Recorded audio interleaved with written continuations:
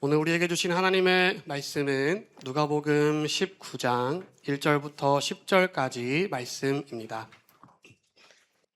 누가복음 19장 1절부터 10절까지 말씀 한 목소리로 함께 읽도록 하겠습니다. 예수께서 여리고에 들어가 지나가고 계셨다. 삭개오라고 하는 사람이 거기에 있었다. 그는 세관장이고 부자였다. 삭개오는 예수가 어떤 사람인지를 보려고 애썼으나 무리에게 가려서 예수를 볼 수 없었다. 그가 키가 작기 때문이었다. 그래서 그는 예수를 보려고 앞서 달려가서 뽕나무에 올라갔다. 예수께서 거기를 지나가실 것이기 때문이었다. 예수께서 그곳에 이르셔서 쳐다보시고 그에게 말씀하셨다. 삭개오야, 어서 내려오너라. 오늘은 내가 내 집에서 묵어야 하겠다. 그러자 삭개오는 얼른 내려와서 기뻐하면서 예수를 모셔드렸다. 그런데 사람들이 이것을 보고서 모두 수근거리며 말하였다. 그가 죄인의 집에 묵으려고 들어갔다. 삭개오가 일어서서 주님께 말하였다. 주님, 보십시오. 내 소유의 절반을 가난한 사람들에게 주겠습니다. 또 내가 누구에게서 강제로 빼앗은 것이 있으면 네 배로 하여 갚아 주겠습니다. 예수께서 그에게 말씀하셨다. 오늘 구원이 이 집에 이르렀다. 이 사람도 아브라함의 자손이다. 인자는 잃은 것을 찾아 구원하러 왔다. 아멘. 네, 오늘 함께 읽은 본문에서 예수님은 어떤 한 사람을 만나게 됩니다. 예수님은 지금 예루살렘을 향해 가고 계시는 중입니다.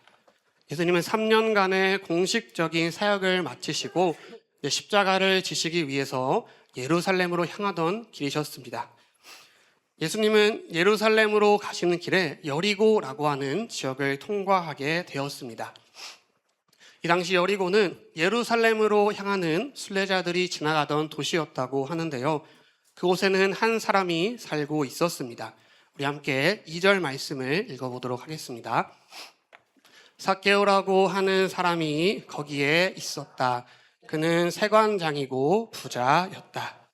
이 여리고에는 삭개오라는 이름을 가진 한 사람이 살고 있었습니다. 삭개오는 어떤 사람이었나요? 그는 세관장이고 부자라고 소개되어지고 있습니다. 이 당시 이스라엘은 로마 제국의 통치를 받고 있었습니다. 그렇기에 이스라엘은 로마 제국에 세금을 내야만 했습니다. 이 로마에 낼 세금을 걷어서 로마에 전달하는 일을 했던 사람을 우리는 세리라고 부릅니다. 그런데 이 대부분의 세리들은 다 부자였습니다. 이들은 세금을 거둘 때에 로마에 전달해야 하는 세금보다 더 많은 돈을 사람들에게 요구했습니다. 그리고는 로마에 내야 할 만큼만 내고 남은 돈은 자신의 주머니로 넣었습니다. 자신의 권한을 이용해서 부당한 이익을 챙기는 것이죠. 이 세리들은 로마를 위해 일한다는 이유만으로 변절자다, 반역자다라며 손가락질을 당했는데 이 자신들의 이익을 위해서 같은 민족의 돈을 갈취하기까지 했으니 죄인 취급을 받는 것은 어쩌면 당연한 일이었습니다. 심지어 이 삭개오는 한 지역 전체에 세금을 징수할 수 있는 그런 권한을 가지고 있었고 몇 명의 세리들을 밑에 두고 있었던 세관장이었습니다. 삭개오는 돈이 얼마나 많은 부자였겠으며 또 동시에 얼마나 많은 비난을 받으며 살았을까요? 이런 삭개오가 살고 계신 여리고를 예수님께서 지나가시게 되셨습니다.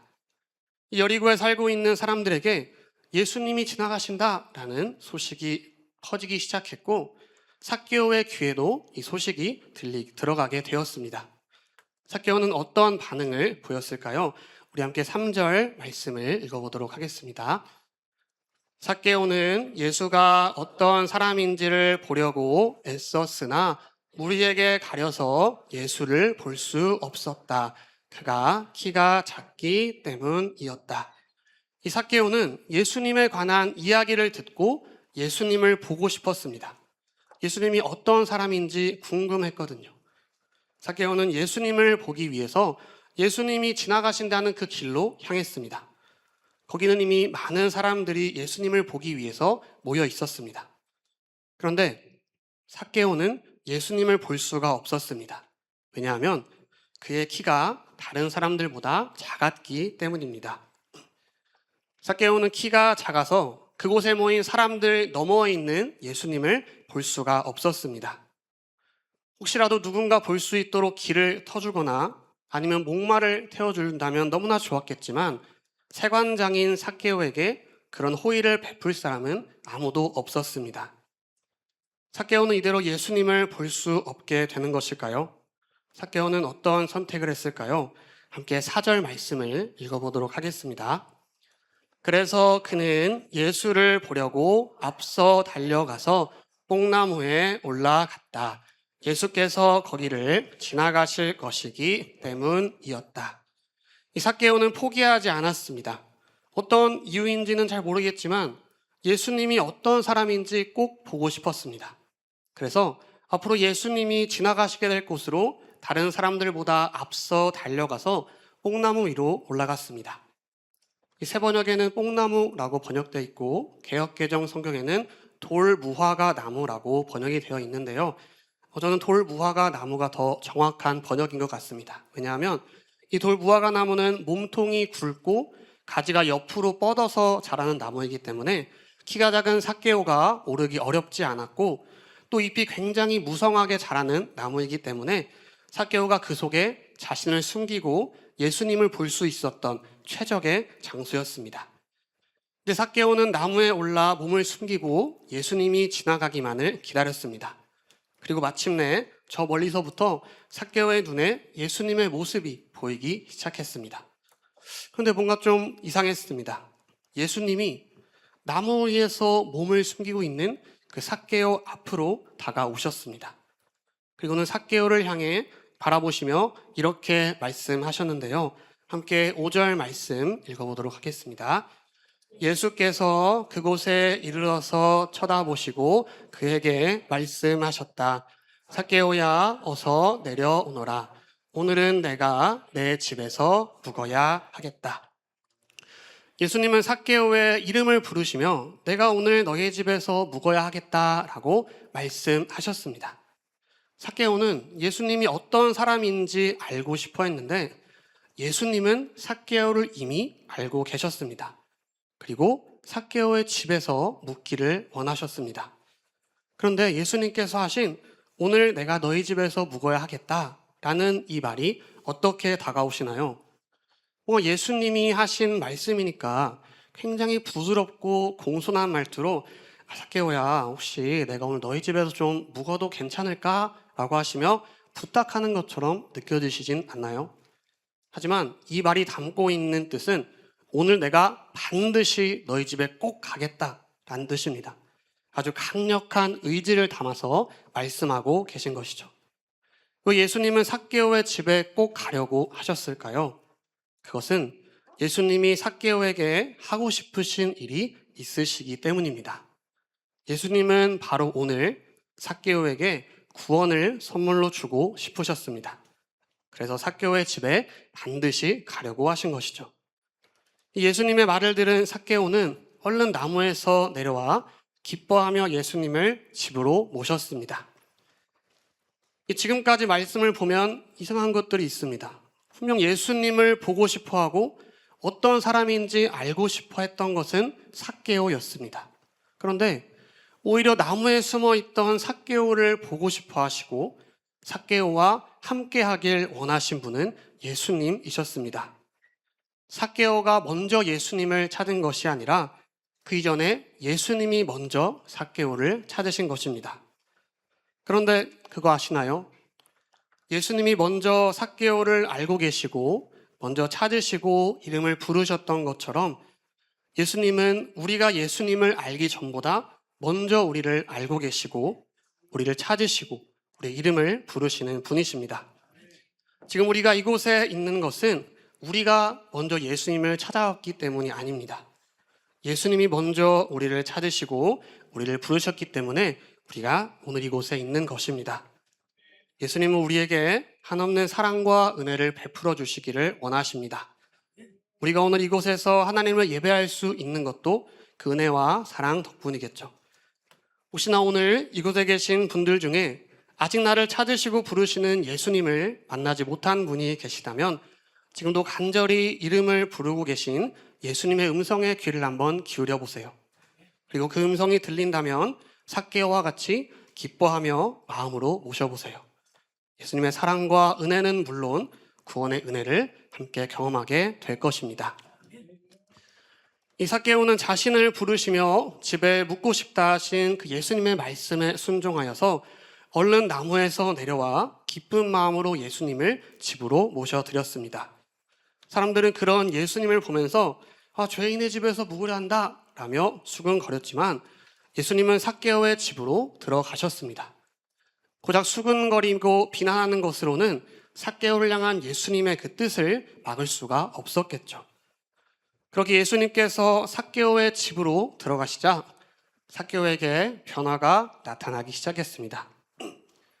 삭개오에게 어떤 변화가 나타났을까요? 우리 함께 8절 말씀을 읽어보도록 하겠습니다. 삭개오가 일어서서 주님께 말하였다. 주님, 보십시오. 내 소유의 절반을 가난한 사람들에게 주겠습니다. 또 내가 누구에게서 강제로 빼앗은 것이 있으면 네 배로 하여 갚아 주겠습니다. 아멘. 우리는 이 삭개오의 말 속에서 삭개오의 변화를 발견할 수 있습니다. 먼저 삭개오가 예수님을 부를 때 어떻게 불렀나요? 삭개오는 예수님을 주님이라고 부릅니다. 처음 삭개오가 예수님을 보려고 할 때 어떤 이유로 예수님을 보고 싶어 했나요? 우리 3절 말씀을 한 번 더 읽어볼까요? 삭개오는 예수가 어떤 사람인지를 보려고 애썼으나 무리에게 가려서 예수를 볼 수 없었다.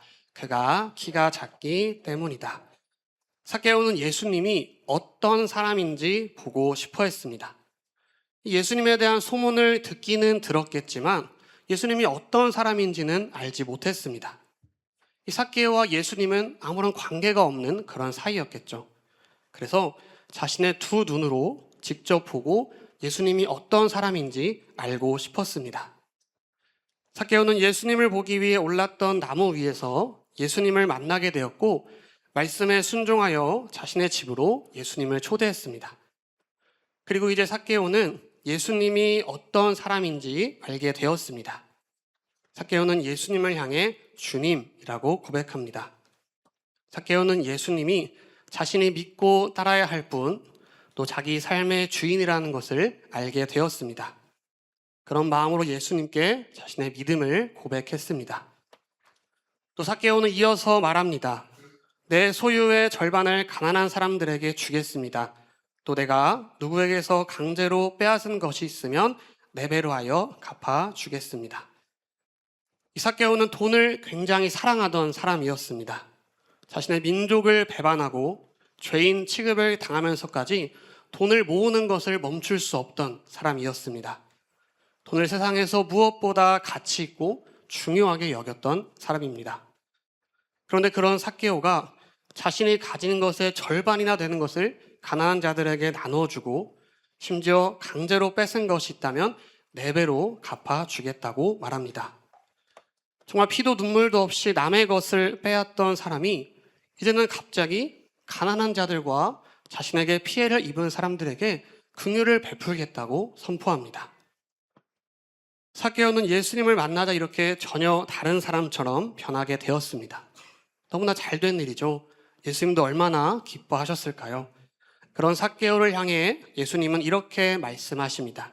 우리 함께 9절 말씀을 읽어보도록 하겠습니다. 예수께서 그에게 말씀하셨다. 오늘 구원이 이 집에 이르렀다. 이 사람도 아브라함의 자손이다. 아멘. 예수님은 말씀하십니다. 오늘 삭개오와 그의 집이 구원을 받았다. 삭개오도 아브라함의 자손이다. 이 변할 것 같지 않던 삭개오가 예수님을 만나자 변하게 되었고 구원을 받게 되었습니다. 예수님이 삭개오에게 하려고 하신 일이 이루어진 그 순간이었습니다. 그런데 삭개오와 예수님의 이 대화 흐름을 놓고 보면 뭔가 좀 이상하고 어색하게 생각되는 부분이 있습니다. 삭개오가 먼저 예수님을 만나고 예수님을 주님으로 고백했습니다. 삭개오가 자신이 가진 것을 가난한 자들과 빼앗긴 자들을 위해 베풀겠다고 선포했습니다. 그러자 예수님은 삭개오가 구원을 받았다고 말씀하십니다. 이 뭔가 대화의 순서만 놓고 보면 예수님을 주님으로 고백하는 것뿐만 아니라 내가 가진 물질도 드릴 수 있어야 구원을 받을 수 있는 게 아닌가라는 생각이 들지 않으시나요? 이 삭개오의 이야기만 놓고 보면 믿음뿐만 아니라 또 어떤 행동, 특별히 선행이 같이 있어야 구원을 받을 수 있는 것처럼 보입니다. 근데 우리는 구원은 믿음으로 얻는다라고 하는데 뭔가 조금 이상한 것 같습니다. 그런데 이와 비슷한 사건이 하나 더 있었습니다. 예수님은 삭개오를 만나시기 전에 여리고를 향해 오시는 길에 삭개오와 비슷한 한 사람을 만났었는데요. 예수님은 18장에서 어떤 지도자라고 소개되고 있는 돈이 아주 많은 관리를 만나셨습니다.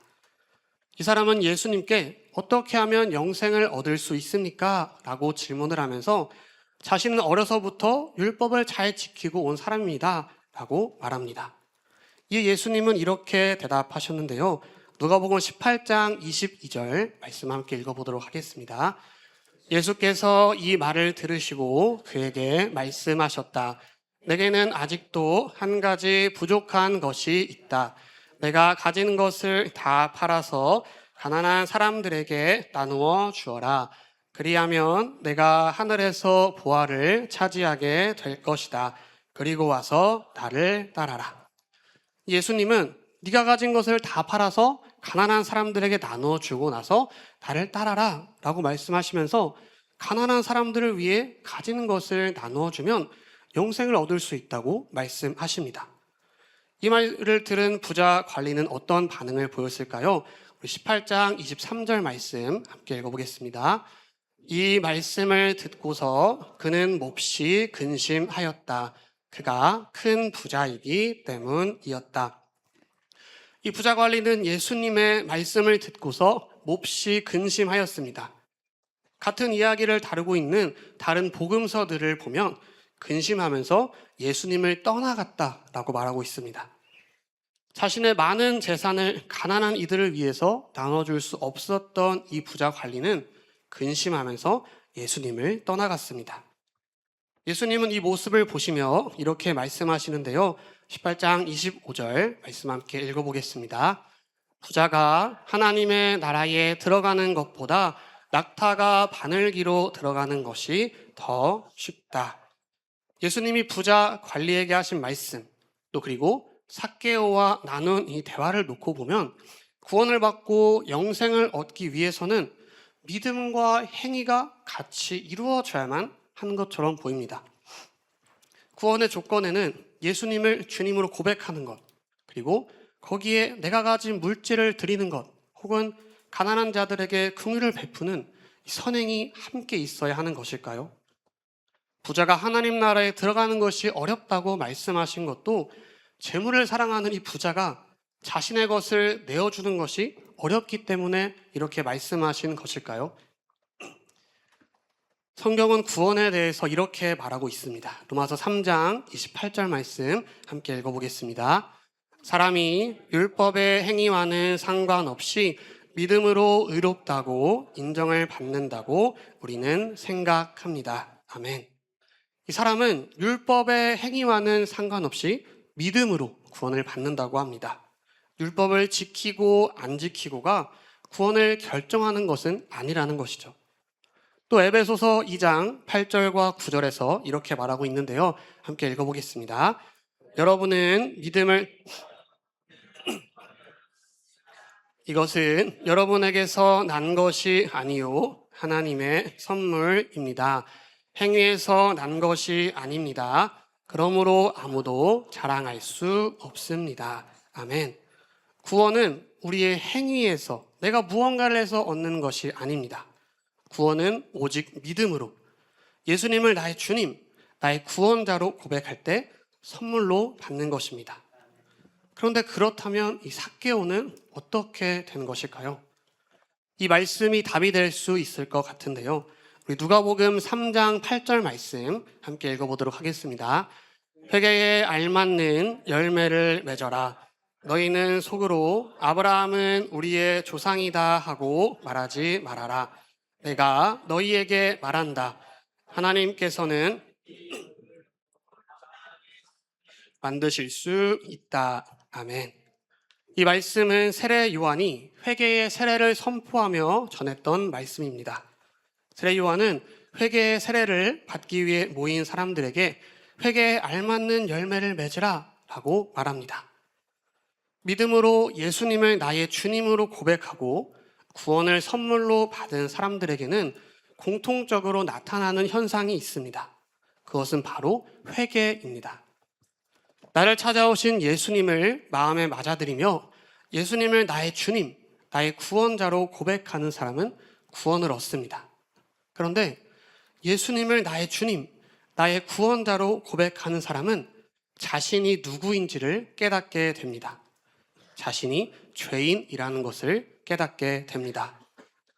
예수님을 만나기 전에는 내가 죄를 지어도 그것이 죄인 줄도 모르고 살아왔지만 예수님을 만나게 되자 무엇이 죄인지 깨닫게 되고 자신이 얼마나 죄인이었는지를 깨닫게 됩니다.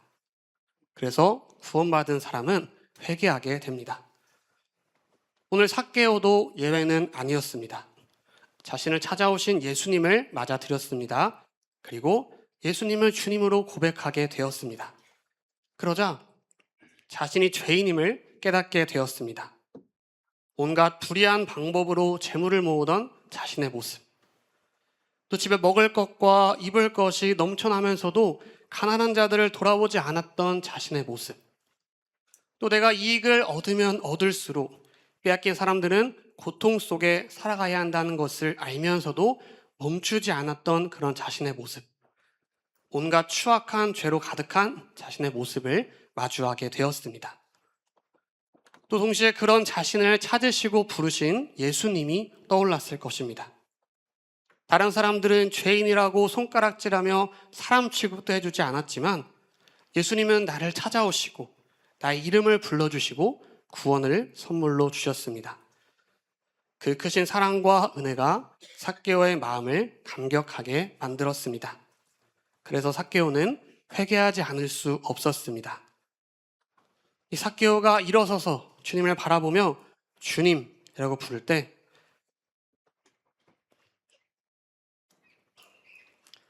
얼마나 많은 생각과 감정들이 교차했을까요? 삭개오는 자신이 앞으로 해야 할 일들이 떠올랐습니다.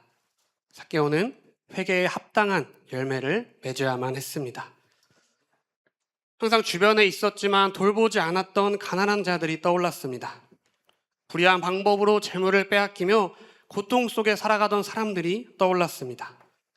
자신의 추악한 죄로 인해 눈물을 흘리던 사람들이 떠올랐습니다.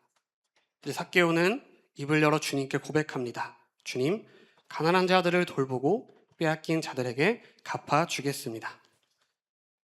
예수님께서 18장에서 만나셨던 부자 관리가 영생을 얻지 못한 이유는 믿음은 있었지만 행위가 없었기 때문이 아닙니다. 부자 관리는 예수님보다 자신이 가진 재물을 믿고 의지하고 사랑했기 때문에 예수님을 영접하지 못했고, 그래서 자신이 죄인임을 알지 못했으며 그로 인해 회개에 합당한 열매를 맺지 못한 것입니다.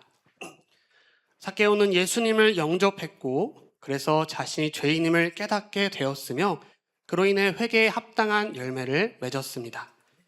예수님은 그런 삭개오를 보시며 오늘 구원이 이 집에 이르렀다 말씀하신 것입니다. 오늘 우리는 우리를 먼저 찾으시고 부르신 예수님의 사랑과 은혜로 이곳에 있습니다. 죄로 인해 하나님과 멀어지고 죽을 수밖에 없었던 우리였지만 예수님은 그런 우리를 먼저 찾아오시고 십자가를 통해 관계를 회복시켜 주시고 또 그를 믿는 자에게 영원한 생명을 선물로 주셨습니다. 구원받은 사람은 반드시 합당한 열매를 맺어야 합니다. 우리는 구원받은 사람으로서 또 회개한 사람으로서 그에 합당한 열매를 맺어야 합니다. 내가 죄인임을 날마다 고백하며 회개하는 삶, 또 죄인인 나를 찾아오신 예수님의 사랑과 은혜에 날마다 감격하는 삶, 그 은혜와 사랑에 감격하며 회개에 합당한 열매를 맺는 그런 삶을 살아가야 합니다. 나로 인해 상처 입은 자들을 위로하며 살아가고 나로 인해 피해를 입은 자들에게 먼저 손을 내밀 수 있어야 합니다. 또 나의 만족과 유익을 위해서 속이고 빼앗고 짓밟는 삶이 아니라 내가 가진 것을 모두 다 내어줄 수 있는 그런 삶을 살아가야 합니다. 더 나아가 받은 사랑과 은혜에 감격하여 예수님처럼 순종하고 섬기는 삶을 살아가야 합니다. 지금 우리의 모습은 어떻습니까? 나를 부르신 예수님의 그 음성을 듣고 기쁨으로 맞이하셨나요? 예수님을 영접하고 구원을 선물로 받으셨나요? 그렇다면 내가 죄인임을 알고 고백하며 회개에 합당한 열매를 맺고 있으신가요? 이 자리에 아직 예수님을 맞이하지 않은 분들에게는 영접과 구원의 은혜가 있기를, 또 혹시나 회개에 합당한 열매를 맺지 못하고 계시다면 합당한 열매를 맺는 삶으로 회복되는 은혜가 있기를 소망합니다. 주님의 은혜로 이곳에 있는 우리 모두가 날마다 회개에 합당한 열매를 맺으며 하나님의 자녀로서 또 하나님 나라의 백성으로서 내가 먼저 받은 사랑을 흘려보내는 삶, 복음을 전하며 사는 삶, 또 하늘의 복을 마음껏 누리며 사는 삶을 살아갈 수 있게 되기를 주님의 이름으로 축복합니다.